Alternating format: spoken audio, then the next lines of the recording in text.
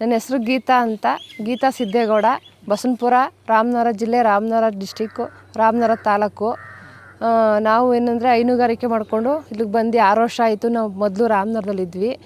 ರಾಮನಗರದಲ್ಲಿ ಮಕ್ಕಳನ್ನು ವಿದ್ಯಾಭ್ಯಾಸ ಕೊಡ್ಕೊಂಡು ಅಲ್ಲಿದ್ದು ಮಕ್ಕಳನ್ನೆಲ್ಲ ಹಾಸ್ಟ್ಲಿಗೆ ಹಾಕ್ತು. ಏನು ಮಾಡೋದಿಲ್ಲ ಅಂದ್ಕೊಂಡು ಜಮೀನೆಲ್ಲ ಇತ್ತಲ್ಲ ಅಂದ್ಬಿಟ್ಟು ನಾವು ಏನೋ ಒಂದು ಅಷ್ಟೋ ಇಷ್ಟೋ ದುಡಿಯೋಣ ಅಂದ್ಕೊಂಡು ಇಲ್ಲಿಗೆ ಬಂದ್ವಿ. ಅಲ್ಲೂ ಅದು ಇದು ಅಂತ ಮಾಡ್ಕೊಂಡೇ ಇದ್ವಿ. ಅಂದರೆ ಅಲ್ಲೂ ಏನು ಸಿಟಿಲೇ ಒಂಥರ ಜೀವನ, ಹಳ್ಳಿಲೇ ಒಂಥರ ಜೀವನ, ಏನೂ ಮಾಡೋಕ್ಕಾಗಲ್ಲ. ಇಲ್ಲಿದ್ರೆ ಒಂದು ಸೊಪ್ಪಿದ್ರೆ ಸಾರು ಮಾಡ್ಕೊಂಡು ತಿನ್ಬೋದು, ಅಲ್ಲೊಂದು ಸಾರು ಮಾಡೋಕ್ಕೆ ಕಷ್ಟ ಆಗ್ಬಿಡ್ತದೆ, ಏನು ಮಾಡೋಕ್ಕಾಗಲ್ಲ ಅಂದ್ಬಿಟ್ಟು ಮಕ್ಕಳನ್ನ ವಿದ್ಯಾಭ್ಯಾಸಕ್ಕೆಲ್ಲ ಅಲ್ಲಿ ದೂರ ಹಾಕ್ಬಿಟ್ವಲ್ಲ ಅಂದ್ಬಿಟ್ಟು ನಾವು ಇಲ್ಲಿಗೆ ಬಂದು ಹೈನುಗಾರಿಕೆ ಮಾಡ್ಕೊಂಡು ಸುಮಾರು 6 ವರ್ಷ ಆಯಿತು. ನನಗೆ ಹಸು ಬಗ್ಗೆ ಏನೂ ಗೊತ್ತಿರಲಿಲ್ಲ.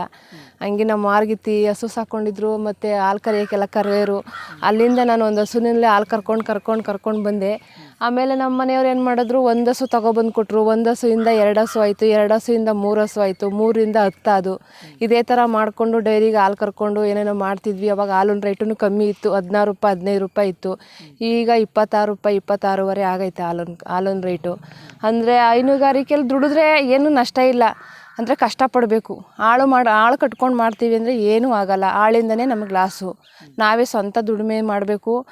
ನಮ್ಮಿಂದ ನಾವು ಅವ್ರಿಗೆ 10,000 ರೂಪಾಯಿ ಅವ್ರಿಗೆ ಕೊಟ್ಟರೆ ನಮಗೇನು ಉಳಿತದೆ ಅನ್ನೋ ರೀತಿಲಿ ನಾವು ಮಾಡ್ಕೊಂಡು ಹೋದರೆ ಸ್ವಂತ ಬಿಸ್ನೆಸ್ನ, ನಾವು ಹಾಲಲ್ಲಿ ಏನೂ ನಮಗೆ ನಷ್ಟ ಇಲ್ಲ. ಆಮೇಲೆ ನಮ್ಗೆ 5 ರೂಪಾಯಿನ ಬಿಲ್ಲೂ ಬರ್ತದೆ, ಯಡಿಯೂರಪ್ಪನ ಬಿಲ್ಲು ಅಂತ ಬರ್ತದೆ, ತಿಂಗ್ಳಿಗೆ 6,000.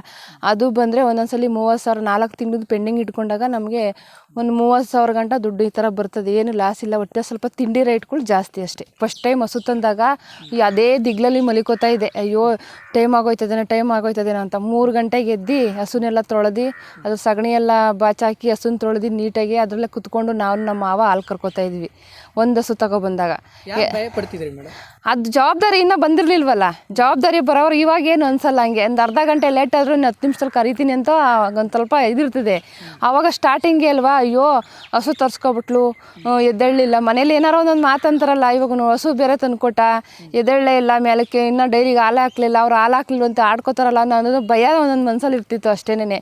ಇವಾಗ 10 ನಿಮಿಷದಲ್ಲೇ ಹಾಲು ಕರಿತೀವಿ, ನಾನು ನನ್ನ ಮಗ ಸೇರಿಕೊಂಡು. 10 ನಿಮಿಷ ಡೈರಿ ಹೋಗೋದು, 10 ನಿಮಿಷನಾಗೆ ಹಾಲು ಕರ್ಕೋತೀವಿ. ಅಷ್ಟು ಲೇಟಾಗಿದ್ರು ನಾನು ಒಬ್ಬಳೇ ಮಾಡ್ಕೋತೀನಿ. ಇವಾಗ ಕೆಲಸನೇ ಇಲ್ಲ. ಅವನು ನಮ್ಮ ಮಗ ಇಲ್ದ ನಾನು ಏನೂ ಮಾಡೋಕ್ಕಾಯ್ತಾ ಇರಲಿಲ್ಲ, ನಮ್ಮ ಚಿಕ್ಕ ಮಗ. ಫಸ್ಟ್ ಯಾವ ತಳಿ ಹಸು ತೊಗೊಂಡು ಬಂದಿದ್ದು ಮೇಡಮ್ ನೀವು? HF ಹಸು. ಕರು ಹಾಕ್ಬಿಟ್ಟಿತ್ತು.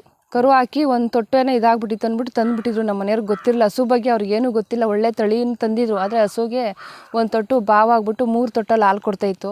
ಅಯ್ಯೋ ತಂದುಬಿಟ್ಟಿದ್ದೀವಿ, ಮನೆಗೆ ಲಕ್ಷ್ಮಿ ಅನ್ನಂಗೆ ಬಂತು ಅಂತ. ಅದು ಬಂದಿದ್ದು ಕಾಳಗಳಿಗೆ 10 ಹಸು 11 ಹಸು ಅದು. ಹಂಗೆ ಆಗ್ತಾ ಒಂದು 25 ಹಸು ಗಂಟ ಆದ್ವಿ. ಅವಾಗೇನಾಗೋಯ್ತು, ಹಸು ನಮಗೆ ಮೇಂಟೈನ್ ಮಾಡೋಕ್ಕೆ ಬರಲಿಲ್ಲ. ಸ್ವಲ್ಪ ಹುಲ್ಲು ತೊಂದರೆ ಆಗೋಯ್ತು, ನೀರು ಇರಲಿಲ್ಲ.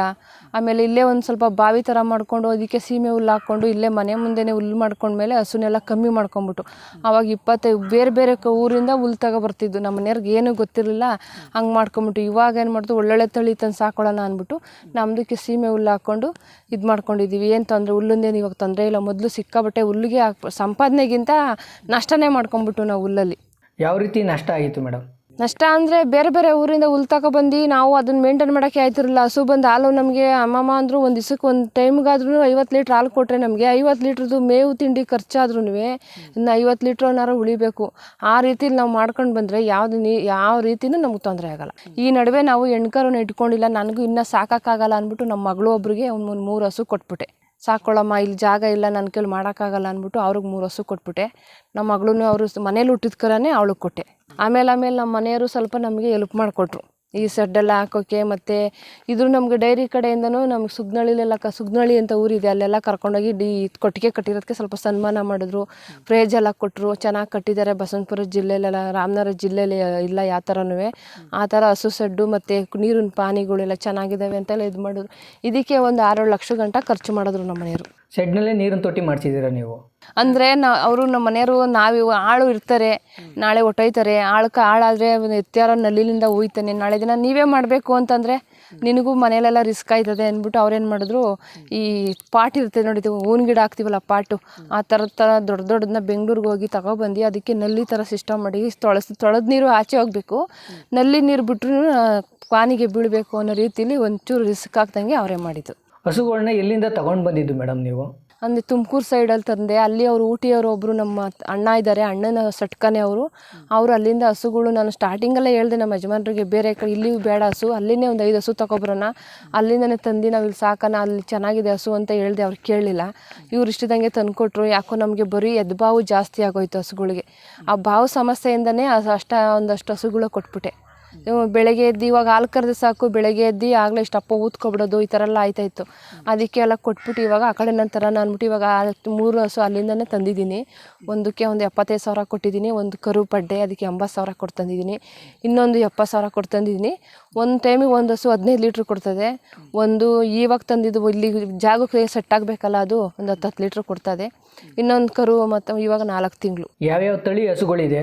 ಊಟಿ ತಳಿ ಇದೆ, ಮತ್ತು ಎಚ್ ಇದೆ, ಜರ್ಸಿ ಇದೆ, ಮತ್ತು ಆಲೋ ಬ್ಲಾಕ್ ಇದೆ. ಹಸುಗಳನ್ನ ತರಬೇಕು ಅಂದರೆ ಏನೇನು ನೋಡಿ ತೊಗೊಂಡು ಬರ್ತೀರಾ ನೀವು? ಹಸುಗಳ ತರಬೇಕಂದ್ರೆ ಹಸು ಅವ್ರನ್ನ ಒಬ್ಬೊಬ್ರು ಅಲ್ಲಿ ನೋಡ್ತಾರೆ, 2 ಹಲ್ಲು 3 ಹಲ್ಲು ಅಂತ ಆಗಿದ್ರೆ, 3 ಹಲ್ಲಾಗಿದ್ರೆ ಫಸ್ಟ್ನೇ ಹಲ್ಲಾಗಿದ್ರೆ ಫಸ್ಟ್ನೇ ಸೂಲು, 2 ಹಲ್ಲಾಗಿದ್ರೆ 4 ಹಲ್ಲು ಮೇಲೆ ಎಷ್ಟಲ್ಲು ಬೆಳೆದಿರ್ತದೆ ಅಂತ ಅಲ್ಲಿ ನೋಡ್ಕೋತೀವಿ. ಅಲ್ಲಿ ಮೇಲೆ ಡಿಪೆಂಡು. ಇಷ್ಟಲ್ಲಾಗಿದೆ 6 ಹಲ್ಲಾಗಿದ್ರೆ ಅದು 3ನೇ ಸೂಲಾಗಿರ್ತದೆ ಅಂತ ಹೇಳಿದ್ ಮಾಡ್ತಾರೆ. ಅಂದರೆ ನಾನೇನಿಲ್ಲ, ಅವರು ನಮಗೆ ಅಲ್ಲಿಂದನೇ ಅಲ್ಲೂ ಕೂಡ ಅವರು ವಿಡಿಯೋ ಮಾಡಿ ನಮಗೆ ಕಳಿಸ್ತಾರೆ, ಇಷ್ಟಲ್ಲಾಗಿದೆ ಇಷ್ಟೇ ಸೋಲು ಅಂತ ಹಾಕಿ ಕಳಿಸ್ತಾರೆ. ನಮ್ಗೆ ಇಲ್ಲಿ ಹಾಲು ಕರ್ಕೊಡ್ತೀವಲ್ವಾ, ಇವಾಗ ಹಸು ನಾವು ಒಂದು 3 ತಿಂಗಳು ಕರ ಹಾಕಿರೋ ಹಸಿನ ಹಾಲು ಕರಿಯೋದಕ್ಕೂ ಈಗ 15 ದಿವಸ ಆಗಿರೋದಕ್ಕೂ ನಮ್ಗೆ ಗೊತ್ತಾಗ್ಬಿಡ್ತದೆ ಹಾಲು. ನಾವು ಅದು ಕಮ್ಮಿ ಕೊಡ್ತದೆ 3 ತಿಂಗಳಾಗಿರೋದು.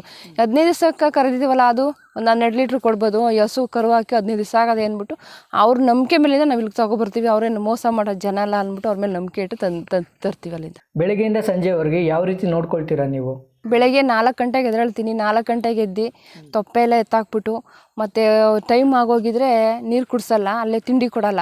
ಟೈಮ್ ಏನಾರು ಅಕಸ್ಮಾತ್ ಡೈರಿ ಟೈಮ್ ಆಗೋಗ್ಬಿಟ್ಟಿದ್ರೆ ಫಸ್ಟು ಹೋಗಿ ಎಲ್ಲ ಕ್ಲೀನಾಗಿ ನೀಟಾಗಿ ಎತ್ತಾಕ್ಬಿಟ್ಟು ಹಸುನೆಲ್ಲ ತೊಳೆದ್ಬಿಟ್ಟು ಆಮೇಲೆ ಟೈಮ್ ಇದ್ದರೆ ನೀರು ಕುಡಿಸ್ತೀವಿ. ಇಲ್ಲ ಅಂದರೆ ಹಾಲು ಕರ್ಕೊಂಬಿಟ್ಟು ಆಮೇಲೆ ನೀರು ಕುಡಿಸ್ಬಿಟ್ಟು ನಮ್ಮ ಮಗ ಹಾಲು ತೊಗೊಂಡೋದ್ಮೇಲೆ ನಾವು ನೀರೆಲ್ಲ ಕುಡಿಸಿ ಹಸುಗಳು ಯಾವ್ಯಾವ ಹಸುನ ನಾವು ತೋಟದ ಕಡೆ ಹೊಡಿತೀವಿ, ಯಾವ ಹಾಲು ಕೊಡೋವು ಮನೆದಾಗ ಇಟ್ಕೋತೀವಿ, ಅವಕ್ಕೆಲ್ಲ ಮನೆತಾಗ ಇಟ್ಕೊಂಡು ಅದನ್ನೆಲ್ಲ ಒಂದು ಸೈಡ್ ಕಟ್ಟಾಕ್ಬಿಟ್ಟು ಆ ತೋಟದ ಕಡೆ ಫಲ ಇರೋವನ್ನೆಲ್ಲ ಆಚೆ ಕಟ್ಬಿಟ್ಟು ಬಂದು ಮನೆಗೆ ಇದು ಮಾಡ್ಕೋತೀವಿ. ತಿರ್ಗಾ 10-11 ಗಂಟೆಗೆ ಹೋಗ್ಬಿಟ್ಟು ಆಚೆ ಕಟ್ಟಾಕಿರೋಕ್ಕೆ ಹುಲ್ಲು ಹಾಕಿ ತೊಪ್ಪೆ ಎತ್ತಾಕ್ಬಿಟ್ಟು ತಿರ್ಗಾ 2 ಟೈಮ್ ಹಾಕ್ತೀವಿ ಹುಲ್ಲು. ಮಧ್ಯಾಹ್ನ 12 ಬೆಳಗ್ಗೆ 10 ಗಂಟೆಗೆ ಒಂದೊಂದ್ಸಲ ಹಾಕ್ತೀವಿ, ಮಧ್ಯಾಹ್ನ 2 ಗಂಟೆ 1:30 ಒಂದ್ಸಲ ಹಾಕ್ತೀವಿ. ಒಣ ಹುಲ್ಲು ಕೊಡ್ತೀರಾ, ಹಸಿ ಮೇವು ಕೊಡ್ತೀರಾ ನೀವು? ಬರೀ ಹಸಿ ಹುಲ್ಲೇ ಹಾಕ್ತೀವಿ. ಒಣ ಹುಲ್ಲು ಅಂದರೆ ಒಂದು 1 ಲಕ್ಷ ರೂಪಾಯಿ ಗಂಟೆ ಕೊಂಡ್ಕೊಂಡಿದ್ದು ಹಸು ಎಷ್ಟಿದ್ರು ತಿನ್ಕೋತವೆ. ಹಸುಗೆ ದನ ಅಂತ ಮೊದಲೇ ಹೆಸರಿಟ್ಟವ್ರಲ್ಲ, ಎಷ್ಟಿದ್ರು ತಿಂತವೆ ಹಗಲು ರಾತ್ರಿನೂ. ಎತ್ತು ಹುಲ್ಲು ಇಷ್ಟಪಡೋದು ಜಾಸ್ತಿ. ನಮ್ಮ ಹಸುಗಳು ಒಂದು ಕಡ್ಡಿನೂ ಬಿಡಲ್ಲ. ಎಂಥ ಕಡ್ಡಿನೇ ಆಗಲಿ, ಎಂಥ ಕಚಡ ಹುಲ್ಲಾಗಿರಲಿ ತಿನ್ಕೋತಾವೆ. ಹಸುನಲ್ಲಿ ಯಾವ ಪ್ರಾಬ್ಲಮ್ ಇಲ್ಲ, ಒಂದೊಂದು ಹಸು ತಿನ್ನೋದೇ ಇಲ್ಲ. ನಾನು ಒಣಹುಲ್ಲಿಲ್ವಲ್ಲ, ಇವಾಗ ಹಸಿ ಹುಲ್ಲೇ ಹಾಕ್ತೀವಿ.